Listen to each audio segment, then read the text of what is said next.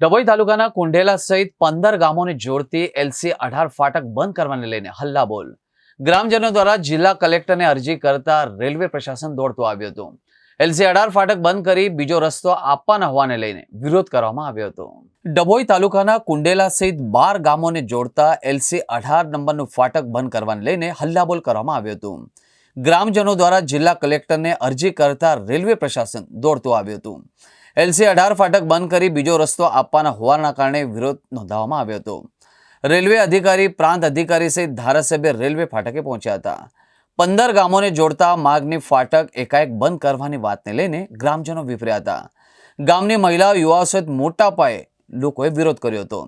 કુંડેલામાં central યુનિવર્સિટીના 5000 વિદ્યાર્થીઓને અવરજવર કરવાનો આ એકમાત્ર માર્ગ છે. કુંડેલા LC18 ફાટક ચાલુ રાખવા ગ્રામજનોની માંગ હતી. સાથે સાથે ધારાસભ્ય શૈલેષભાઈ મહેતાએ અધિકારીઓને ફાટક ચાલુ રાખવા સૂચન પણ કર્યું હતું. મારું એના ગામના પ્રતિનિધિ તરીકે મારું એ માનવું છે કે આ જે રોડ છે એ આજુબાજુના 15 ગામને જોડતો રોડ છે અને આ કોઈ પણ કારણે બંધ ના થવો જોઈએ. આ બંધ થશે તો આજુબાજુના 25,000 લોકોના જનજીવનને અસર થાય એમ છે. તો આ કોઈ પણ કારણે આ રોડ બંધ ના થવો જોઈએ અને એ ચાલુ રહે એ માટે જ અમે લોકો ભેગા થયા છે. તો આજે મામલતદાર સાહેબ અને ધારાસભ્યશ્રી અને રેલવેના અધિકારીઓ LC18 જે બંધ કરવાની હતી એના માટે જોઈન્ટ વિઝિટ માટે આવ્યા હતા અને ગ્રામજનો પણ મોટી સંખ્યાની અંદર ઉપસ્થિત થયા હતા.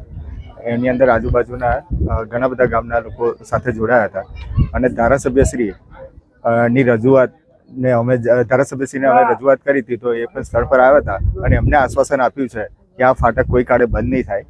એનો વિકલ્પ જે હશે એ વિકલ્પ શોધવામાં આવશે અને એમની વાત સાંભળીને રેલવેના અધિકારીઓએ પણ આશ્વાસન આપ્યું છે કે જ્યાં સુધી આનો વિકલ્પ નહીં આવે, એનો ઉકેલ નહીં મળે ત્યાં સુધી આ ફાટક કોઈ પણ કાળે બંધ નહીં થાય. રેલ ફાટક 18 બંધ કરવામાં નથી આવી. બંધ કરવા માટેનો પ્રયત્ન કરવામાં અને ટેકનિકલી એ બાબતની બધી ચર્ચાઓ થઈ છે. રેલવેના અધિકારી પણ છે, અમારા પ્રાંત અધિકારી પણ છે અને આમાં લોકોને શું ફાયદો થાય એ જોવાનું હોય છે.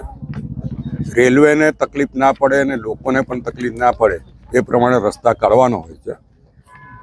પહેલો નંબર ફાટક મુક્ત ભારત બનાવવાનું સપનું મોદી સાહેબે જોયું હતું, પણ એ લોકોને તકલીફ અવર જવરમાં સમય બચે, ઈંધણ બચે, ફાટકને લીધે ટાઈમ પર ગાડીઓ ઊભી રહી જાય ને તકલીફો થાય છે, એમાંથી મુક્તિ અપાવવાનો હતો.